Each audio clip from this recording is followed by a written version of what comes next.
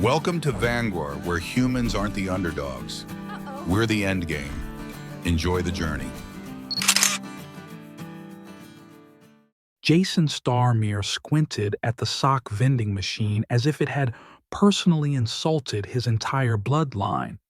The battered metallic contraption stood in the dim corner of the asteroid bar black hole, its display flickering like a half-drunk strobe light at a cheap rave.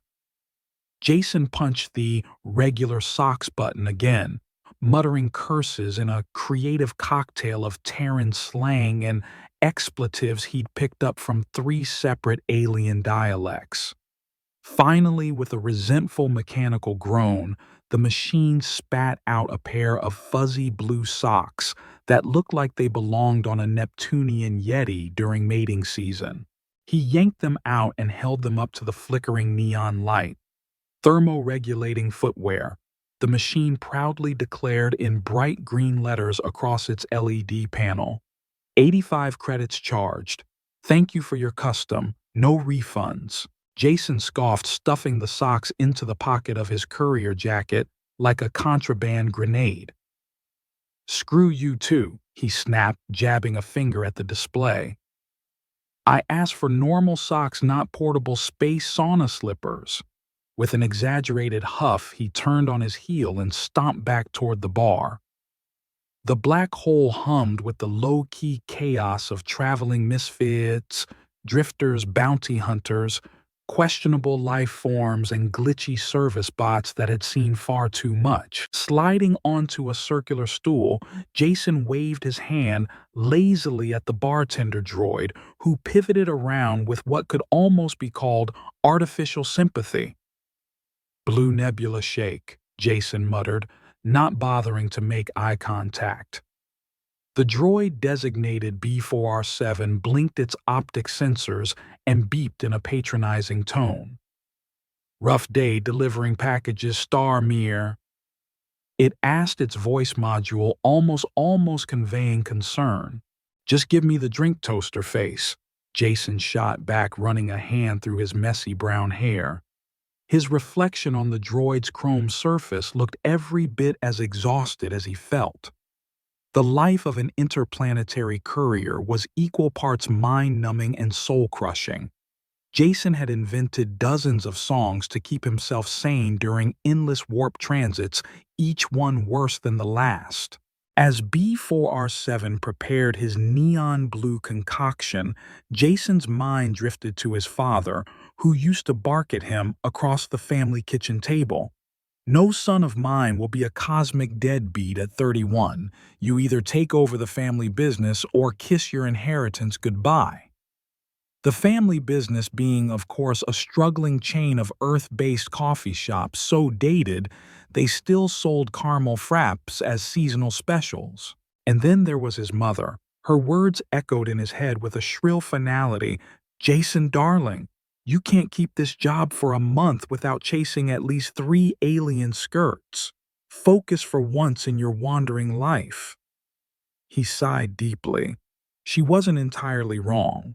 The Blue Nebula shake arrived with a frothy swirl of edible star-like glitter, tiny galaxies spinning across its surface, like a cosmic latte art challenge gone rogue. Jason raised the glass to no one in particular. To another thrilling day of delivering package-shaped disappointments across the galaxy, he toasted sarcastically before taking a long swig.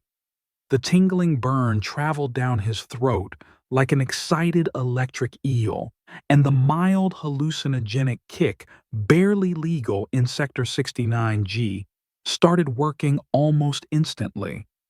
By the third sip, he could feel reality gently melting into something more elastic. 2 or 3 whose, counting Blue Nebula shakes later. Jason's senses decided to host a rave without inviting his higher reasoning. The far corner of the bar seemed to throb with an ethereal pulse. He squinted hard.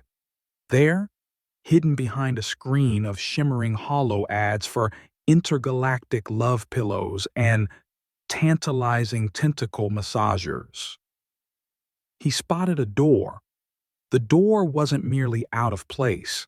It looked like it had been ripped from an ancient temple and smuggled through multiple customs checkpoints. A holographic sign above the ornate frame blinked in stern crimson, "Do not enter. Private meditation." Huh. Jason mumbled to himself, slipping off his stool with a sudden surge of curiosity. His steps wobbled as he weaved through the throng of aliens and glitching bartender droids. As he approached the forbidden door, B4R7's voice rang faintly from the bar. "Starmere, that area is restricted to—" But Jason had already tuned out, humming a new jingle he'd just made up on the spot. "Private doors marked 'Do not enter.' What's the worst that could happen?" he sang, wiggling his fingers dramatically before grasping the handle. The door swung open with unexpected ease, like it had been waiting centuries for a curious idiot to wander in. Jason's jaw dropped as he stepped inside. The room stretched infinitely, defining the compact architecture of the asteroid station. Its walls shimmered with iridescent material, swirling like liquid starlight caught in a cosmic whirlpool. Floating in the center above a delicate circular platform was a figure so breathtaking, Jason felt his hangover evaporate in an instant. She was levitating in a meditative lotus pose, in a deep, radiant purple that shimmered softly as if lit from within. Long dark lashes fanned out over high regal cheekbones, and her translucent robe revealed more than it concealed, though Jason tried and failed to keep his gaze above shoulder level. What truly captured him, though, was the horn. A spiraling jade-colored appendage rose elegantly from her forehead, pulsing with a hypnotic green glow. Fruits and strange magma candles hovered in orbit around her, dancing like obedient moons. "Whoa," Jason whispered, stepping in further, despite every neuron in his brain screaming for him to turn around and run. The door clicked shut behind him with a subtle finality. She gave no sign that she noticed him. Her breathing was deep and rhythmic, the horn's glow pulsing to its steady cadence. Jason stumbled closer, his mind an intoxicated soup of admiration and the blue nebula's questionable chemistry. His eyes fixated on the horn. Mesmerized, he did what no sober or even slightly responsible person would do. He extended a finger.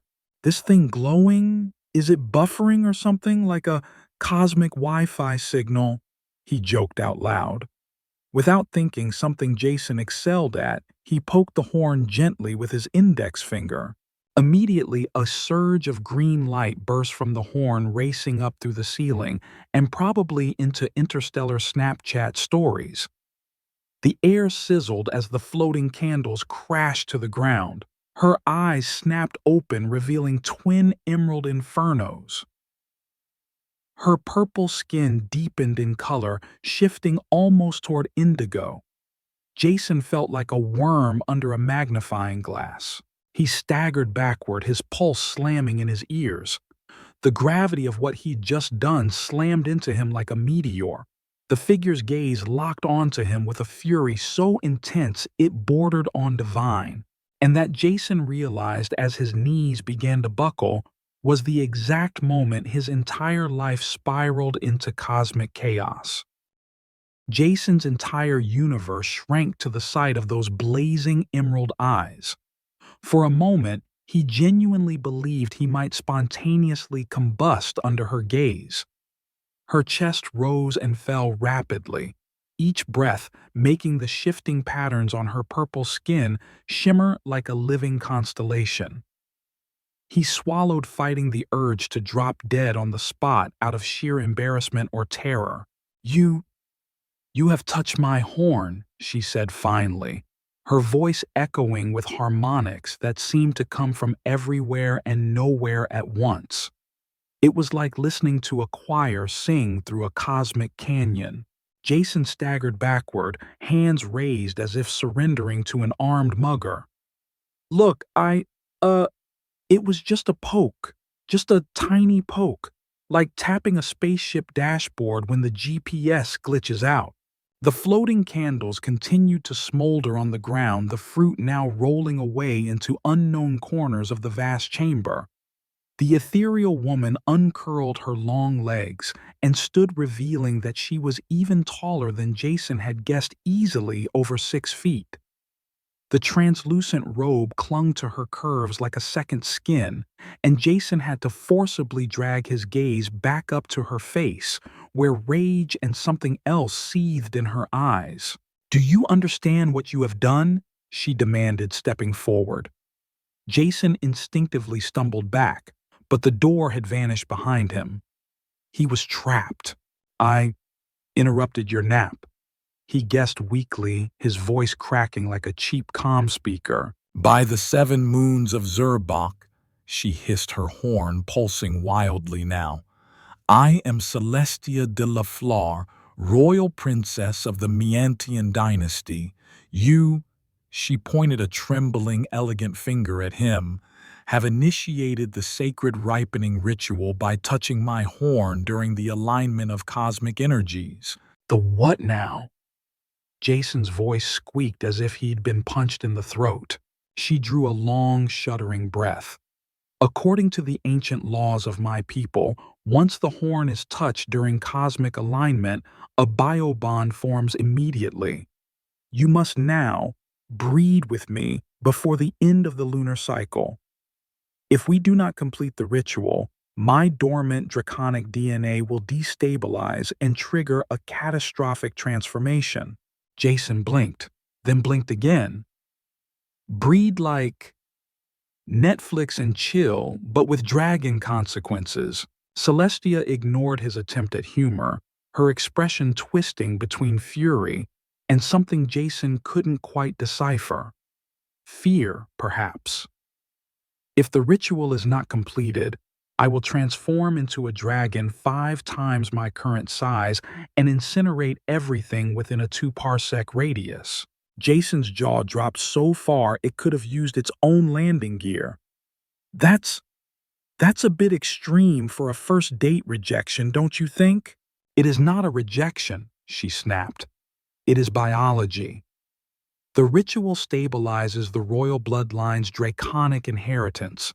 Without it, I become an uncontrollable apex predator." Jason felt his stomach lurch as if he'd just walked off a gravity platform. "So let me get this straight. Because I touched your glowy forehead horn, I now have to mate with you or watch you turn into a supermassive dragon and barbecue half the sector." "Precisely," she said, her voice now low, the words vibrating against his bones. Jason opened his mouth to protest but was suddenly hit by a strange wave of sensation. It started as a tingling in his fingertips, the very fingers that had touched her horn, and rushed up his arms, flooding his chest and brain with unfamiliar emotions. What is this?" he gasped, clutching his chest. Celestia stepped closer, her green eyes narrowing as she watched him writhe. "The bond strengthens. You are beginning to feel my emotions." Jason doubled over as a mental tsunami crashed through him. Desire, indignation, terror, longing, royal pressure so suffocating he almost forgot to breathe.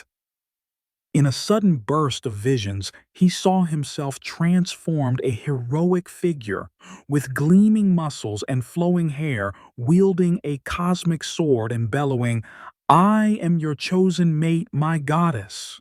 Jason screamed, staggering back. "What the hell was that? I don't even do push-ups regularly." Celestia's eyes widened as she seemed to peer into his mind. Her expression twisted into horror. You are not a warrior. You are not even a trained gladiator. You are a delivery boy." "Interstellar logistics specialist," Jason corrected automatically, still hyperventilating. Celestia looked as if someone had slapped her with a frozen space eel.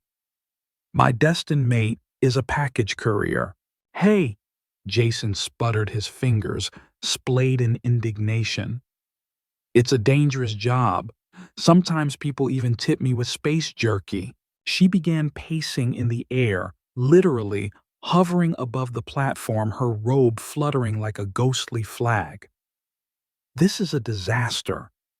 The ritual was supposed to connect me with a genetically superior warrior, a leader, an alpha specimen. Jason squinted up at her, sweat dripping into his eyes.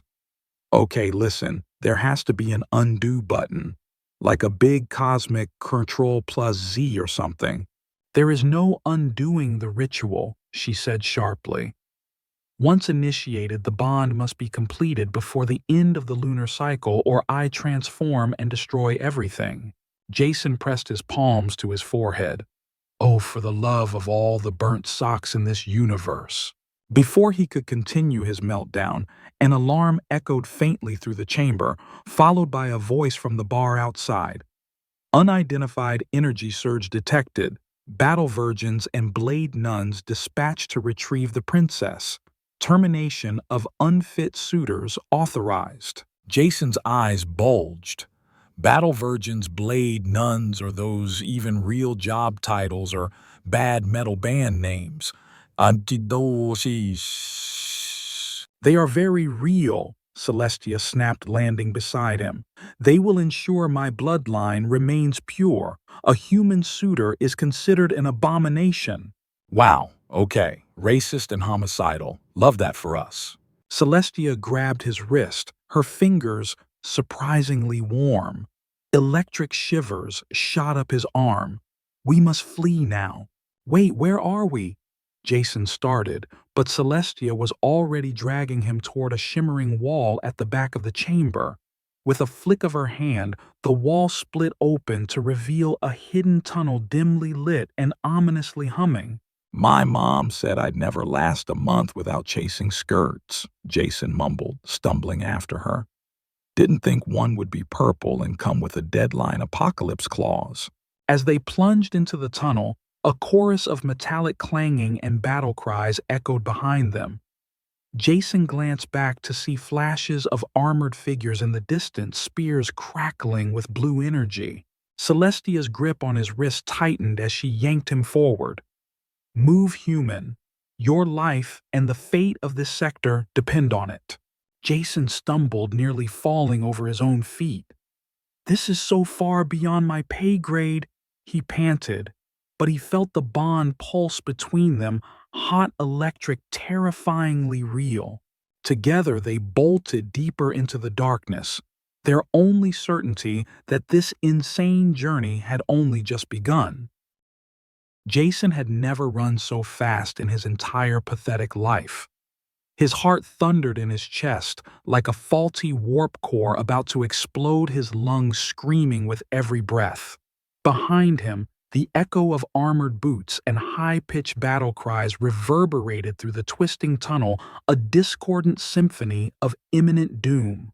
This is not happening. This is not happening. This is not... Jason gasped, his words punctuated by frantic footfalls. Celestia didn't even glance back, her purple skin shimmering in the low tunnel lights, her translucent robe fluttering behind her like a battle flag. Faster! She hissed, her grip on his wrist ironclad. They are gaining on us. Jason's mind rebelled at the sheer absurdity of it all. An hour ago, he'd been complaining about socks and mediocre bar drinks.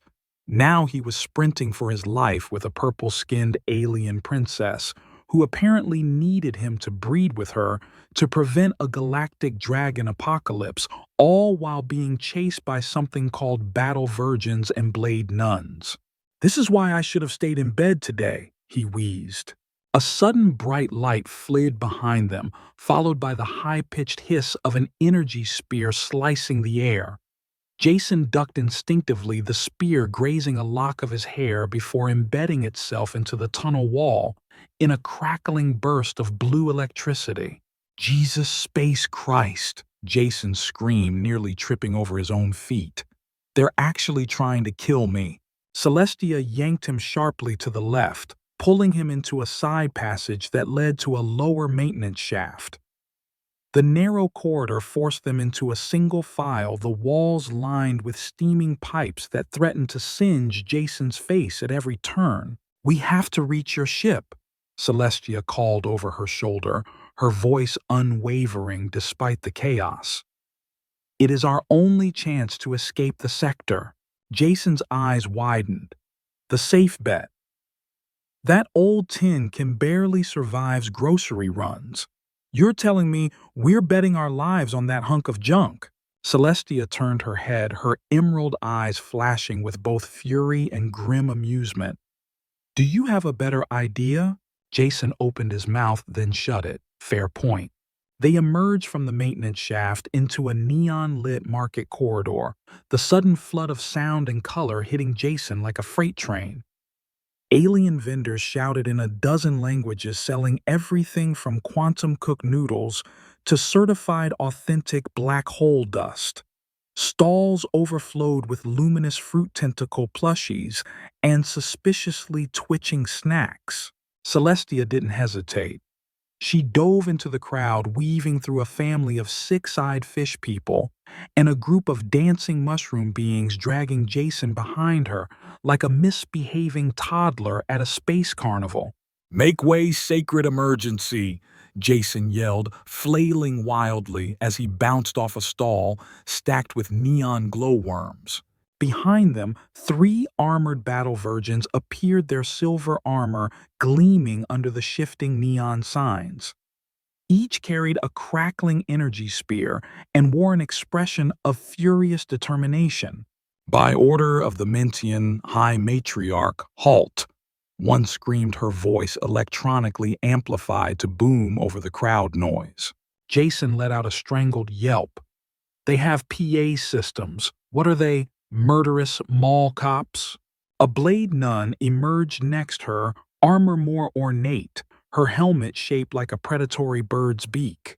She flipped through the air with unnatural grace, landing directly in their path, her spear raised. Celestia snarled and swept her arm forward. A blast of green energy shot from her horn, knocking the blade nun aside and flattening several nearby fruit stalls.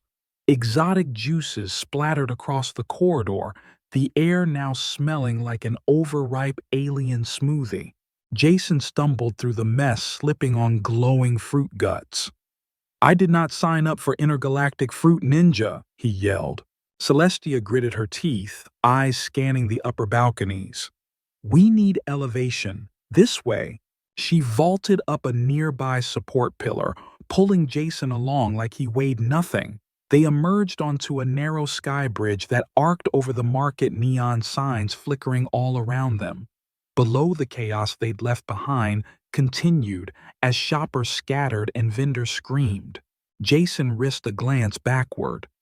The battle virgins and blade nuns had regrouped and were now climbing after them with terrifying efficiency. "These women really don't know how to take a hint," he panted. Celestia pulled him across the sky bridge toward a maintenance door. As they burst through, they found themselves in a massive mag-lift shaft, shimmering with blue energy fields and humming power conduits. "Jump!"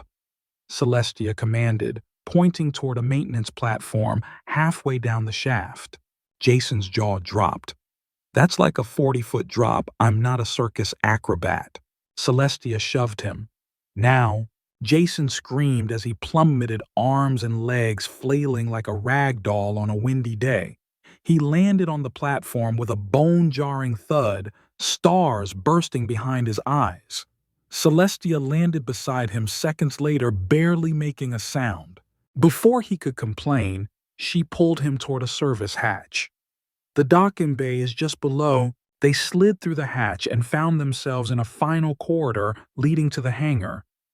Jason recognized the flickering lights and oil stains immediately. His ship, the Safe Bet, stood at the far end, nestled among sleeker, more intimidating vessels. Jason sprinted toward it like a man possessed. "Baby, I know I haven't always taken good care of you, but please, for the love of bad vending machine socks, don't fail me now." The hangar doors behind them burst open. Battle virgins and blade nuns stormed in energy spears, lighting up like an angry star field. Jason leaped up the ramp of the safe bet, nearly face-planting on the metal floor. Celestia followed, slamming the hatch shut behind her. Jason scrambled into the pilot's seat, fingers flying across switches and buttons with the frantic grace of someone trying to defuse a bomb while being shot at. The ship's engine coughed to life, sputtering and groaning. Outside, one of the battle virgins hurled her spear, which struck the hull with a loud metallic clang, sparks exploding across the viewport. "Oh, come on," Jason shrieked. "Why does everything want to kill me today?" Celestia strapped herself into the co-pilot chair, her face pale but resolute. "Focus. Get us out now." Jason slammed the throttle forward. The safe bet lurched, scraping along the hangar ceiling, alarms blaring as they tore into open space. Jason felt his heart leap into his throat. As they finally cleared the asteroid station, he let out a primal yell of triumph, his voice cracking midway. He risked a glance at Celestia, who sat rigidly, her hands clenched on the armrests. Jason forced a grin. "Well, I'd say that was a solid first-date escape, don't you think?" Celestia turned to him, her eyes wide with a mixture of fury and reluctant admiration. "You are the most infuriating creature I have ever met," she hissed. "Yeah," Jason breathed, wiping sweat from his forehead. "But I'm still alive, and so are you." The bond between them pulsed again, this time softer, almost like a heartbeat, shared between two strangers hurtling into an uncertain galaxy. Jason had always imagined that the worst day of his life would involve getting ejected out of an airlock by a cranky client or accidentally delivering the wrong crate of alien sex toys to a religious convent. Never in his wildest daydreams or nightmares did he expect it to involve an interstellar princess, a horde of angry battle nuns, and a forced breeding ritual to prevent a galactic barbecue. As the safe bet lurched out of the asteroid station's gravitational pull, Jason punched in coordinates with shaky fingers. Celestia sat in the co-pilot seat, her face tense and eyes locked on the external monitors.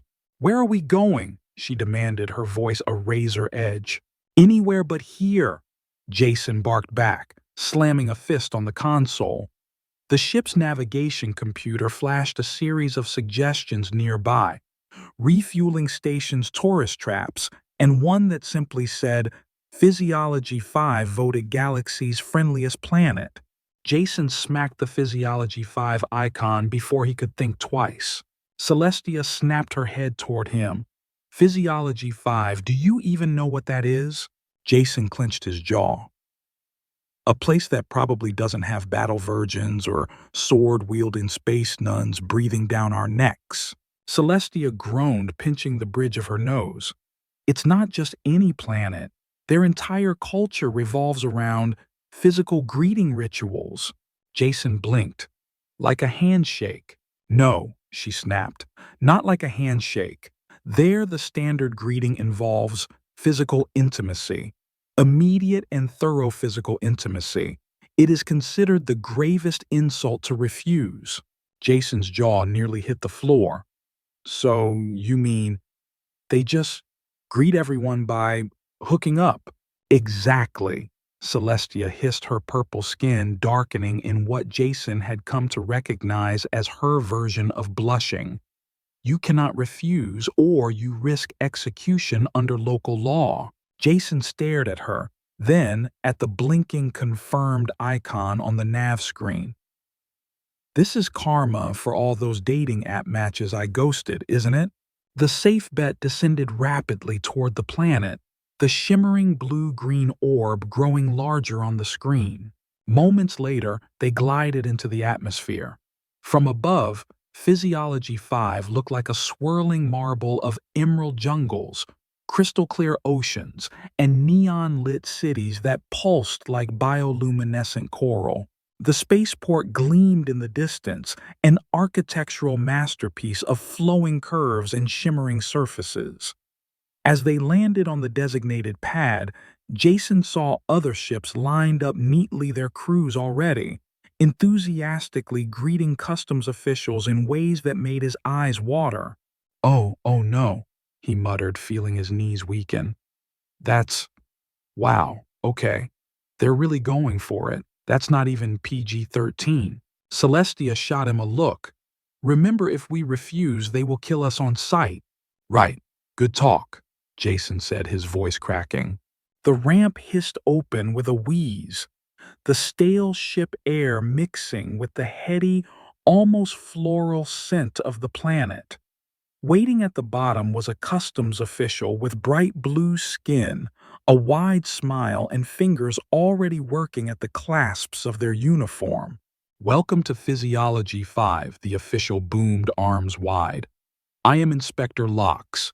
Please allow me the honor of greeting you both properly. Jason felt his soul leave his body. Wait! He yelped, rummaging frantically in his courier bag. His trembling fingers closed around a wrinkled diplomatic pouch he'd never returned from a past delivery job. Inspector Locks paused, mid-disrobing, eyes blinking in confusion. Jason waved the pouch like a holy relic. Emergency diplomatic transit. No time for, traditional greetings. Inspector Locks froze, their fingers reluctantly returning to their clasps. Ah, diplomatic immunity, of course. They sighed dramatically, refastening their uniform with visible disappointment. I suppose regulations are regulations. Jason almost collapsed in relief. He handed over a random official-looking document from the pouch, praying it didn't say pizza discount voucher in some other language. Inspector Locks examined it with a solemn nod. All seems in order. You are granted exemption from all standard greeting protocols during your stay. However, I must warn you, some locals may still attempt to offer informal welcomes. Noted, Jason croaked. As they walked away from the pad toward the refueling station, Celestia shot Jason a sideways glance. That was unexpectedly competent of you. Don't sound so surprised, Jason grumbled, stuffing the diplomatic pouch back into his bag. I've been dodging awkward social situations since birth. You just saw it in action. Through their shared bond, Jason felt a flicker of something from Celestia, a spark of amusement, maybe even admiration, quickly suppressed. The refueling station shimmered under neon canopies surrounded by shops offering alien snacks and vibrating beanbags designed for relaxation beyond the sixth dimension. As the safe bet drank up overpriced fuel, Jason finally let out a shaky laugh. I can't believe we made it out of that hangar alive, he said, wiping sweat from his forehead. And now, I can't believe I had to stop an alien from taking my pants off at immigration. Celestia rolled her eyes. Focus, human. We have a narrow window before my family traces our biosignatures to this sector. Jason threw up his hands. Oh, right. Because I almost forgot about the Royal Death Squad chasing us across the galaxy. Celestia's lips twitched upward, a movement so tiny Jason almost missed it. But through the bond, he felt her laughter, a brief ripple of warmth that cut through the stress. Look, Jason said after a moment, his voice softening. I know I'm not exactly the space knight you imagine, but I'll help you figure this out. Even if my only skill is avoiding awkward hookups at customs. Celestia regarded him, her emerald eyes scanning his face as if searching for deceit. Finally, she nodded once, her expression a mixture of resignation and reluctant trust. Very well, Jason Starmere, she said, his full name rolling off her tongue like a royal decree. Let us survive this. Together. Jason felt a surge of unexpected pride at hearing her say his name that way. As they walked back toward the ship, the sounds of Physiology 5 washed over them, music that throbbed like a heartbeat. Laughter that echoed across crystalline plazas, and The occasional erotic squeal from greeting rituals happening in side alleys. Jason sighed, slinging his bag over his shoulder. This planet is going to haunt my dreams forever. Celestia simply shook her head. Focus, one step at a time. Back aboard the safe bet, the ship hummed with renewed energy, its fuel tanks finally full. Jason punched in coordinates for their next jump while Celestia monitored the scanners. A sudden ping flashed across the console, a festival announcement for the Intergalactic Symposium of Love Psychovibrations happening on a nearby moon. Jason's eyes lit up. Perfect. A place no royal assassin would ever look for us. Celestia glanced at the screen, then back at him, suspicion written all over her face. "You can't be serious," she said flatly. Jason grinned like a madman. "Oh, I am very serious. Nothing hides you better than a festival full of people who think love is a cosmic vibration field. Trust me." Celestia closed her eyes clearly, regretting every cosmic alignment that had led to this moment. But deep inside, through the bond, Jason felt it, a spark of agreement, a tiny pulse of curiosity. And for the first time since this insane journey began, Jason believed that maybe, just maybe, they might have a chance.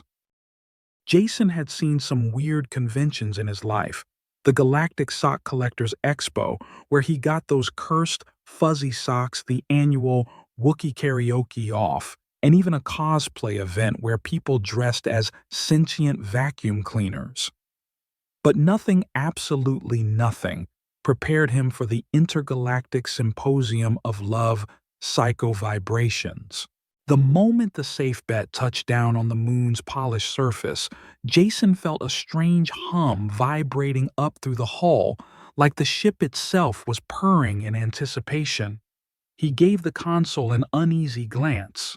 You feel that?" he asked. Celestia didn't answer immediately. She was staring out the viewport, her emerald eyes narrowed at the glowing city sprawled before them.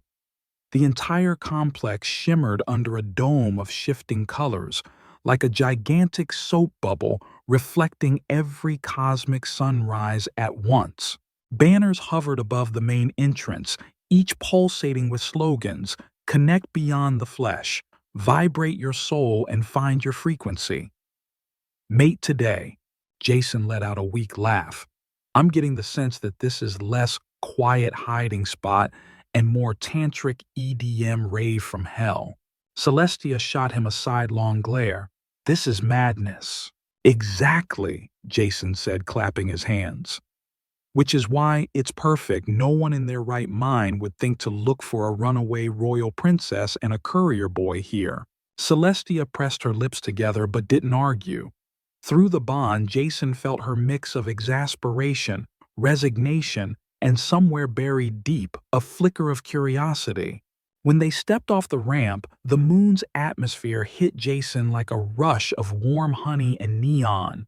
The air practically hummed with pheromone-scented smoke and an undercurrent of music so deep it felt like it was massaging his bones. Aliens of every shape and size drifted through the crowds, adorned with shimmering robes, crystalline tattoos, and headpieces that resembled living coral. Many carried small crystalline spheres that glowed and pulsed like tiny hearts. Welcome seekers of ultimate resonance, a willowy being with translucent skin and a crown of bioluminescent petals called out, floating toward them on a platform of shimmering energy. "Would you like to register for a harmonic alignment session or sign up for our Tantric Vibration Mastery Contest?" Jason opened his mouth to politely decline when Celestia stepped forward. "We would be delighted to participate," she said, her voice crisp and decisive. Jason's jaw nearly hit the moon's surface. "We would," he hissed, nearly tripping over his own feet. Celestia leaned closer, her words a conspiratorial whisper against his ear. "When in Romulus, do as the Romulans do. Besides, it will further obscure our trail." Jason groaned. You do realize I have no idea what tantric vibration mastery even means, right? I once had to Google how to boil an egg. Focus! Celestia snapped her purple fingers, gripping his arm like an energy clamp. The floating being clapped their delicate hands. Excellent. Please proceed to the chamber of resonance 3 at the next bell chime. They were ushered through a labyrinth of corridors, lined with vibrating silk drapes and alien murals depicting cosmic unions. Finally, they entered a circular chamber filled with cushions and low platforms. Couples or triads or entire star-shaped polycules sat cross-legged, breathing deeply and glowing with iridescent paint that pulsed to their heartbeats. Jason felt like he had wandered onto the set of a space opera orgy commercial. A four-armed judge with a hat made of living flowers floated into the center of the room. Welcome, vibration seekers. Today's challenge: achieve maximum harmonic resonance with your partner through focused intention. Elevate your shared sphere to the highest level of vibrational harmony. Jason and Celestia were handed a crystalline sphere which hummed faintly in his palms. Jason leaned toward her. So, what? We just stare at this and hope it floats. Celestia inhaled deeply. We must synchronize our energy. Follow my lead. Jason sighed but matched her posture, sitting cross-legged across from her. Their knees touched lightly, and he felt a jolt of heat through the bond. In, out, in, out.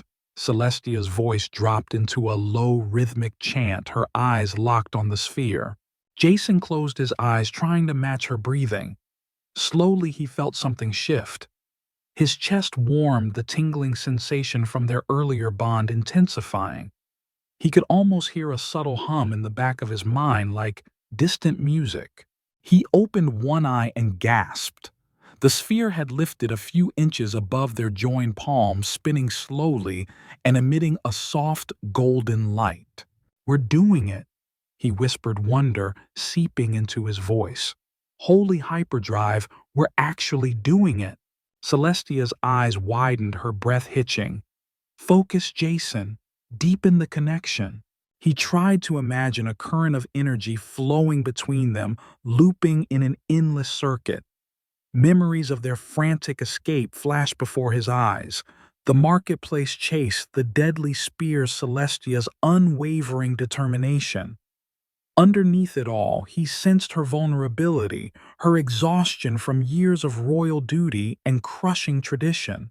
A sudden surge of warmth filled his chest, and the sphere shot upward, spinning so fast it blurred into a bright golden halo. The entire room fell silent, all eyes turning toward them. Jason's jaw dropped. Oh crap, did we just win? The sphere suddenly exploded into a cascade of shimmering sparks, each spark transforming into a floating flower that drifted down like cosmic confetti. The judge clapped all four hands, the living flowers on their hat quivering in excitement. Extraordinary, unprecedented. We have our winners. Jason sat back panting. He looked at Celestia, whose face was flushed, her eyes wide with an unguarded vulnerability that nearly knocked the air from his lungs. Through their bond, he felt her disbelief, her awe, and something warmer, softer. The judge handed them a trophy that looked suspiciously like an abstract sculpture of two beings locked in a very suggestive embrace. Jason turned it over, face contorted. Yeah. Not putting this on the ship's dashboard. As they slipped away from the crowd of cheering contestants, Celestia touched his arm lightly. Our bond, it is far stronger than I expected. It usually takes Mentian pairs weeks, even months, to reach this level of resonance. Jason swallowed, his heart hammering. So, what does that mean? Celestia looked at him, her expression unreadable. It means we are more compatible than I ever imagined. Jason opened his mouth to make a joke, but for once no words came out. They moved in silence back toward the ship, each lost in thoughts and emotions too tangled to name. For the first time since the horn poke heard across the galaxy, Jason felt the first flicker of something real beneath the chaos, something that felt dangerously close to destiny. 3 days had passed since their explosive victory at the Love Psycho Vibration Symposium, and Jason still couldn't stop replaying the moment the crystalline sphere exploded into floating flowers. Every time he thought about it, he felt a jolt of pride and maybe a small pang of terror over how close he'd come to actually vibing himself into a coma. Celestia spent most of their time on the safe bet meditating or tinkering with her datapad trying to find a safe haven far away from the royal scanners. Jason, meanwhile, found solace in cleaning the cockpit and humming nonsense songs that only annoyed Celestia half as much as they calmed his nerves. But peace, as always, was short-lived in Jason's life. As he sorted through a box labeled essential snacks and misplaced underwear, the ship shuddered violently. Warning lights erupted across the control panel like an angry Christmas tree. Jason lunged to the cockpit just in time to see an enormous shadow blot out the distant stars. His jaw dropped. What the actual? Outside, a gargantuan creature oozed its way into the docking bay entrance. Its gelatinous body shimmered with iridescent colors, and as it moved, acid-like slime hissed and sizzled against the metal floor, leaving behind bubbling scorch marks. Celestia rushed in behind him, eyes wide with alarm. A gastropodian void slug, she breathed, horror etched on her face. Jason turned slowly, blinking. I'm sorry. A what? Now, did you just say void slug? Like that's a normal Tuesday hazard. Celestia's voice was tight. They are drawn to certain energy frequencies, specifically those emitted during the ripening ritual. My horn's residual signature must have attracted it from deep space. Jason's head lolled back as he groaned. Great. We can't even hide on a love moon without giant space slugs showing up for a cosmic buffet. The slug let out a low rumbling moan that reverberated through the hangar like a dying whale gargling acid. Its eye stalks turned toward the safe bet, and Jason could swear it looked hungry. Celestia's horn started glowing defensively, but Jason grabbed her arm. Whoa, whoa, you zap it, and we'll blow up half this station. We need something else. His eyes darted wildly around the cockpit until they landed on the only thing more questionable than his impulse purchases, the fuzzy blue socks. Jason felt the universe pause. He reached into his pocket and pulled them out slowly, like a cowboy drawing a gun in a final showdown. Celestia stared at the socks, completely bewildered. Jason, what are you? I have an idea, he said, a manic glint lighting up his eyes. But you're gonna hate it. He sprinted toward the tiny ship kitchen, rummaging through greasy snack bags and finally uncovering a portable fryer half filled with stale oil and crumbs from questionable chicken nuggets. Jason, Celestia called, backing away from the viewport as the slug lurched closer. Trust me, Jason shouted back. He yanked the fryer free, nearly spilling the oil all over the floor. Then he dumped the sizzling contents onto the docking bay floor between the slug and the safe bet, creating a slick barrier of hot, rancid grease. Next, he crammed the socks full of the leftover protein nuggets from the storage bin, crispy salt-laden and questionably legal in at least 3 systems. He turned to Celestia, holding up his horrifying creation like it was Excalibur. When I say run, run to the right. She looked at him like he'd grown a second head. This is insane. I know, he roared. The slug slithered into the oil, its massive gelatinous body slipping and squelching. Jason seized the moment and hurled the sock bomb directly at the creature's gaping maw.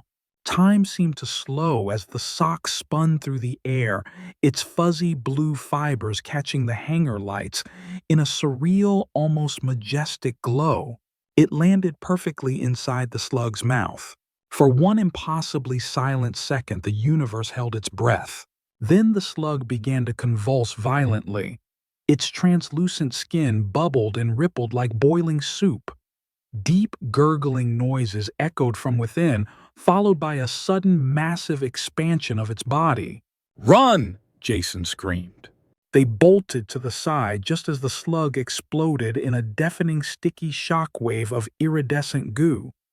The force slammed them against the hangar wall, and Jason felt the warm splatter coat his hair, face, and pretty much everything else. He gagged, wiping a chunk of gelatinous sludge off his cheek. Ugh, it's in my mouth. Oh, stars, it's in my mouth. Celestia staggered up beside him, spluttering and coughing, her horn flickering with weak pulses of light. She turned to him, her expression a tangled mess of horror and disbelief. "You sacrificed your only sock," she finally whispered. Jason looked down at his slime-covered outfit blinking through the gunk. "It was a stupid sock anyway. Besides," he added with a lopsided grin, "it chafed." Through their bond, Jason felt a sudden deep shift. Celestia's emotions swirled in a hurricane of shock, admiration, and something warmer that wrapped around him like an unexpected embrace. She stared at him for a long moment, her lips parting as if to say something, but no words came out. Finally, she lunged forward and threw her arms around him, pressing her forehead against his chest. Jason stood frozen, eyes wide.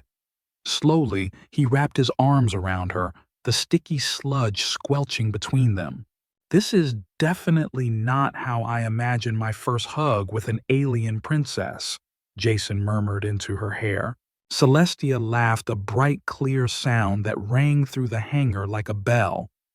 It was the first genuine laugh he had ever heard from her, and it hit him harder than any energy spear could. When she pulled back, her eyes gleamed with unshed tears. "I misjudged you, Jason Starmere," she said softly. "You are reckless, idiotic, and impulsive, but you are also brave and kind." Jason blinked, stunned. You really think I'm brave?" She pressed a hand to his chest, her fingers trembling. "I do." The bond pulsed again, stronger than ever, wrapping around both of them like an unbreakable thread. For a brief shining moment amid the cosmic goo and half-destroyed hangar, Jason realized he might be exactly where he was meant to be. After the slug fiasco, Jason and Celestia needed a place to lay low and fast. Celestia, scanning through her extensive knowledge of galactic geography, suggested one final stop before the lunar cycle ended Lubricantis. When Jason first heard the name, he'd assumed it was a cosmic joke. But as they dropped out of hyperspace and the oceanic world shimmered into view, his jaw nearly fell off. Lubricantis looked like paradise sculpted by an AI on an acid trip. Endless turquoise oceans, archipelagos of pink and gold, sands and shimmering gel-like beaches that glowed in the dark under triple sunsets. As the safe bet descended, Jason felt all the tension in his shoulders dissolve until he remembered the ticking ritual deadline hanging over both their heads. Their feet sank into the shore, the sand immediately liquefying into a jasmine-scented gel that molded itself perfectly to their footprints. Jason laughed, the sensation like getting a foot massage from 1,000 gentle jellyfish.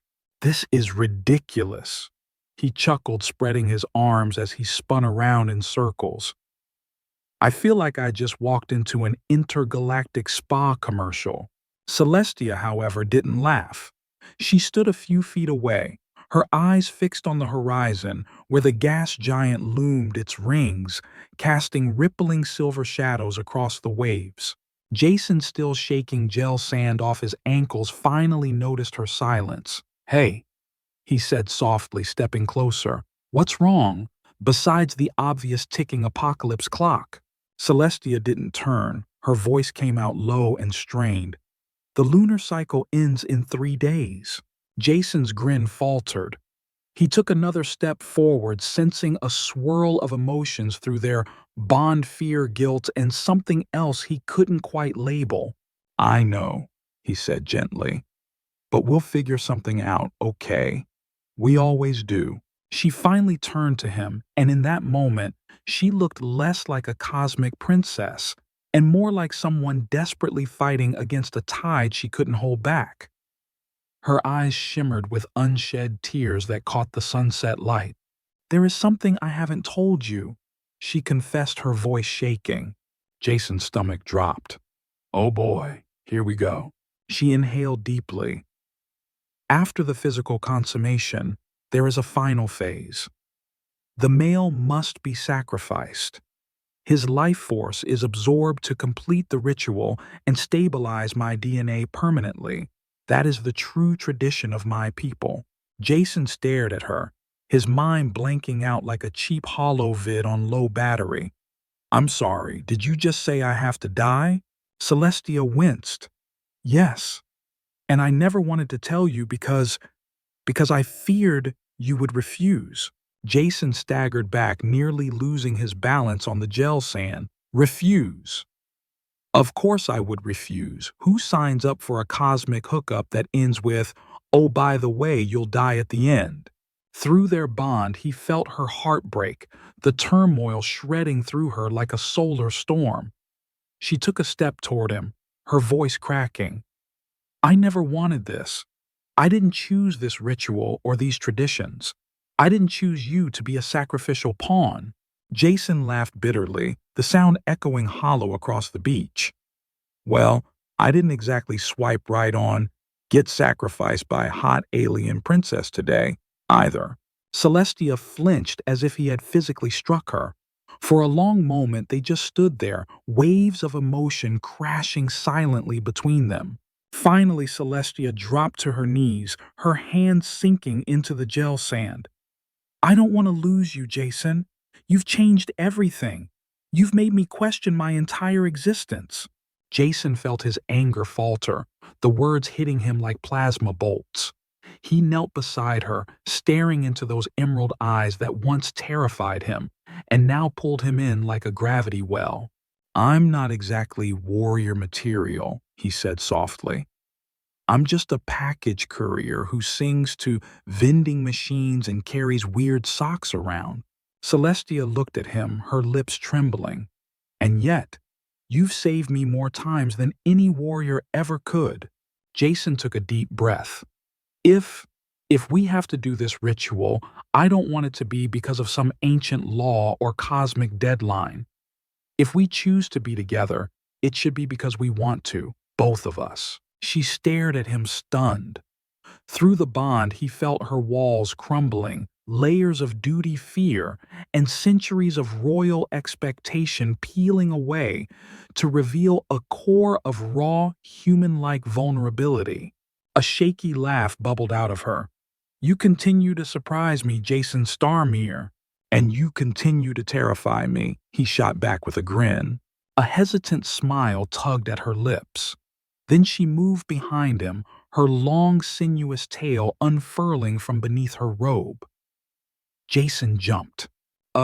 Is this part of the death ritual, or—" Her hand settled on his shoulders, surprisingly gentle. "This is part of Mintian tradition," she said quietly. "The tail contains thousands of sensitive nerve endings used to establish a deeper connection during mating rituals." Jason gulped. "Oh, cool. Totally normal. Totally not freaked out." The tail wrapped around his waist, pulsing softly in rhythm with her heartbeat. Then it began to massage his shoulders and spine in slow, hypnotic waves. Jason felt his muscles dissolve into goo under her touch.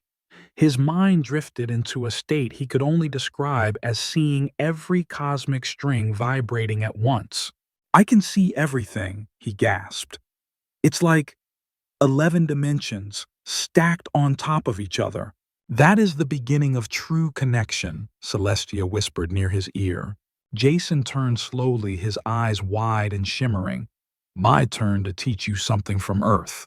He reached up and began tracing delicate lace-like patterns along her horn, his fingers light as stardust. Celestia let out a strangled cry, her entire body arching. The gel sand around them began to float, forming shimmering orbs that hovered like tiny moons. What are you doing to my horn?" she gasped. Jason grinned, continuing his motions. It's called the lace touch. Humans usually reserve it for special occasions. Celestia shuddered, her eyes rolling back. Suddenly, the entire beach around them lifted into an anti-gravity bubble, drifting into the air like a surreal, weightless ocean.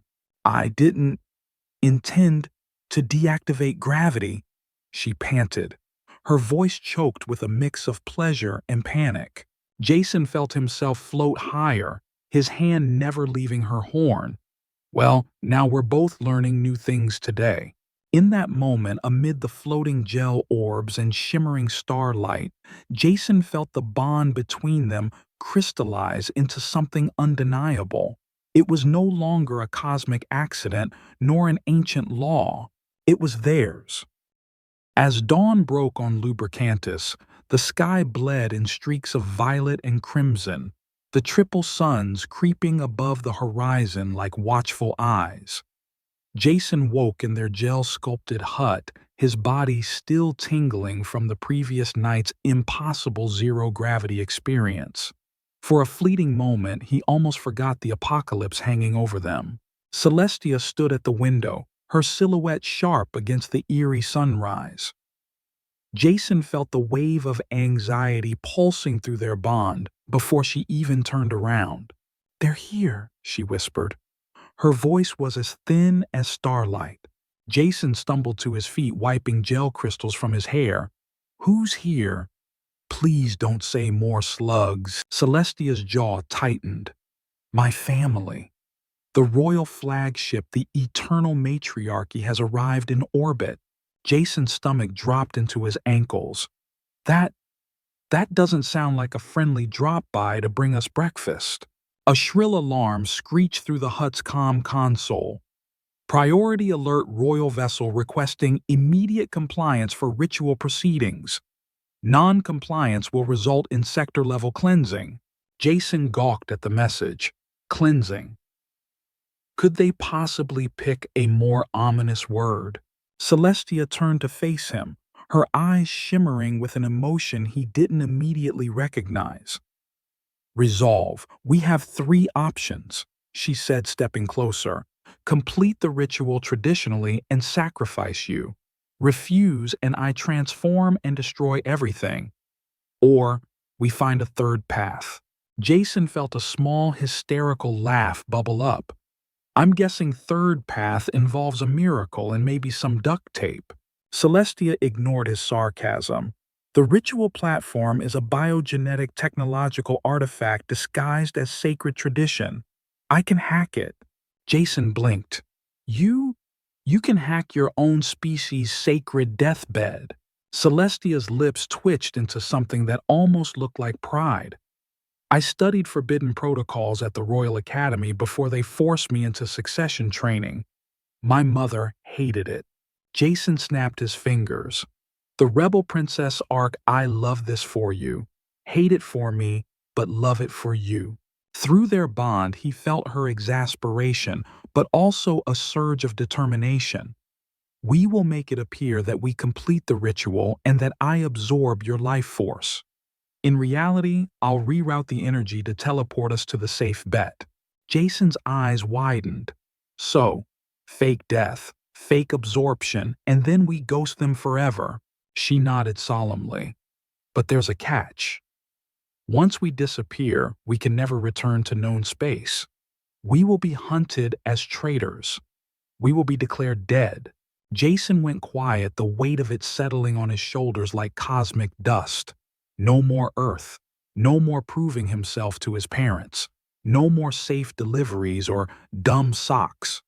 Just him, her, and the endless unknown. Finally, he looked up, his lips curling into a half grin.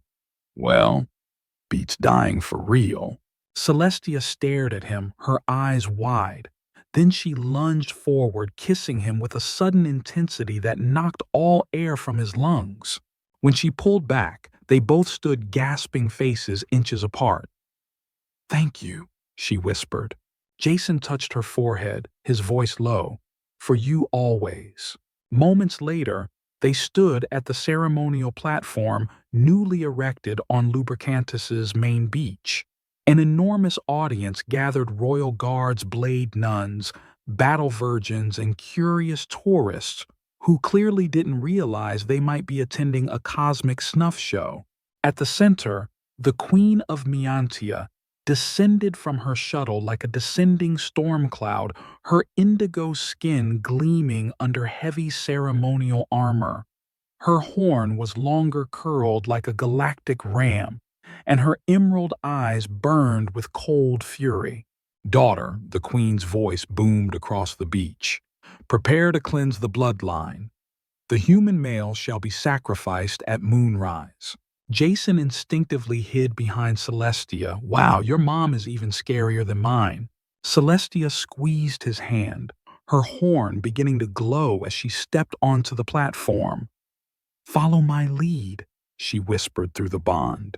The queen's attendants began unpacking ornate equipment, swirling orbs, golden wires, and a massive crystalline prism that pulsed with green light. Jason's skin crawled just looking at it.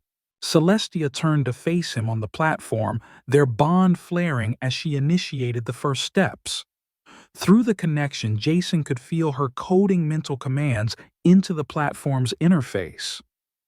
A hidden layer of energy shifted beneath the floor, a barely perceptible hum that resonated with the beat of his heart.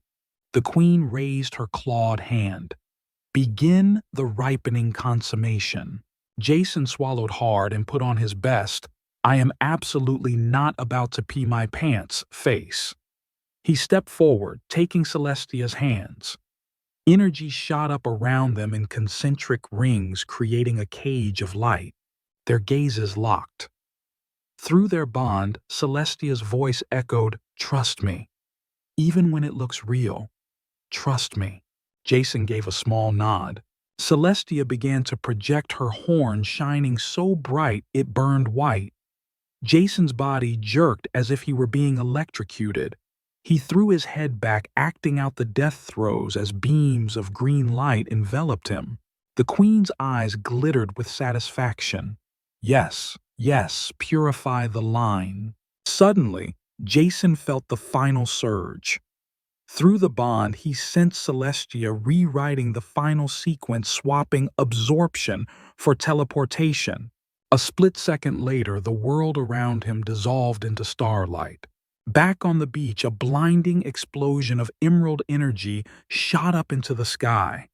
The crowd screamed and fell back as the platform crumbled into scorched sand. When the light finally faded, only a smoking crater remained. The queen staggered forward, her face contorted in rage. "No! No! Where are they?" A royal technician fell to his knees, scanning the charred ground. "Genetic data confirms disintegration. The human and the princess, they are gone." The queen howled in fury, her horn pulsing violently. "Curse this betrayal. Prepare the fleet to scour the stars." Light years away in a remote quadrant beyond known star maps, the safe bet drifted silently. Jason gasped, blinking rapidly as the ship's interior came into focus. Celestia stood before him, tears streaming down her face. "We did it," she choked out, half laughing, half sobbing. Jason lunged forward, wrapping her in a hug so tight it hurt. "Yeah, we really did." For the first time, they stood not as prisoner and courier, not as princess and accidental mate, but as two souls free from cosmic shackles. And as they drifted into the unknown, Jason let out a low, triumphant laugh. "Okay," he panted. "So, where do we go next?" The safe bet drifted through the black ocean of space, its hull patched and scorched, but still defiant like an old warhorse, refusing to die. In the cockpit, Jason lounged in the pilot's seat with his feet propped up on the console, humming one of his ridiculous self-made tunes. Across from him, Celestia sat cross-legged on the co-pilot chair, her emerald eyes scanning the stars, her purple skin aglow with a newfound softness. No royal robes, no ceremonial armor, just her. "Remind me again," Jason drawled, tilting his head back dramatically, "why we didn't just go hide on a beach planet and open a fruit stand." Celestia snorted an unexpected and musical sound. "Because," she said, her voice finally free of its usual heavy regality, "you would have eaten all the profits before day 2. "Valid," Jason agreed, pointing finger guns at her. "But come on. The galaxy's biggest problem solver and the universe's worst snack hoarder, it has franchise potential." Celestia rolled her eyes but didn't hide the tiny mischievous smirk tugging at her lips. Through their bond, Jason felt the warmth blooming between them like a sun rising in the quiet depths of space. She shifted in her seat, leaning forward. "We can never go back, you know," she said softly. "We will be hunted as traitors. My mother will not stop until she believes we are truly gone forever." Jason fell silent, his eyes drifting across the star field. For a brief second, he saw the life he was leaving behind, the family coffee shops. He never wanted to run the earth. He never truly felt at home on the endless, meaningless deliveries. Then he looked at Celestia, and all that noise faded into cosmic static. "Yeah," he said finally, his voice steady. "I know, but that life, it was never really mine anyway. This, whatever this is, it feels more real than anything back there ever did." Celestia's gaze softened even more, her fingers flexing slightly on her knee as if resisting the urge to reach out. Through the bond, Jason felt her emotions swirl, relief, awe, longing. Jason leaned forward, dropping his feet off the console. "So, Your Highness? Well, Ex-Highness now, what's the game plan? Where do two cosmic fugitives go when they've officially pissed off an entire royal dynasty?" A slow smile spread across Celestia's face, sharper and brighter than any blade nun's spear. "We go where no one expects. We help those who have no one else. We become problem solvers." Jason's eyes lit up. Problem solvers, like cosmic freelance consultants for galactic messes. "Exactly," Celestia said, leaning closer. "Your chaotic thinking, my knowledge of ancient tech and royal systems. We can fix impossible problems, disappear into places no empire dares enter." Jason snapped his fingers. "We could call it Starmere and Laflar Galactic Fixers." Celestia's laugh burst out bright and unrestrained. Through the bond, Jason felt her amusement ripple outward like a wave. "That is the worst name I've ever heard," she teased. Jason threw his hands up. "Hey, my creative genius is vastly underappreciated in this ship." "Clearly," she deadpanned, but her eyes were shining. They fell into a comfortable silence. Outside, the stars blurred past as the safe bet eased into a new trajectory set for the outer fringes of known space. A place without rules, without dynasties, without predetermined fates. Jason glanced at Celestia again, his expression softening. "You know, all joking aside, if we're going to do this fixing problems, rewriting destinies, I don't want it to be just because we're running. I want it to be because we're choosing it, together."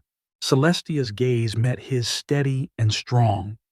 "It is our choice," she whispered. "For the first time in my life, I am free to choose." Jason stood up abruptly, energy crackling through him like a sudden solar flare. He crossed the small space between them, grabbed her hand, and pulled her up. "Good," he said, eyes locked onto hers. "Then let's start now." Without warning, he kissed her, Not out of desperation, not to survive, not because of some ancient law, but because he wanted to. The kiss burned like stardust.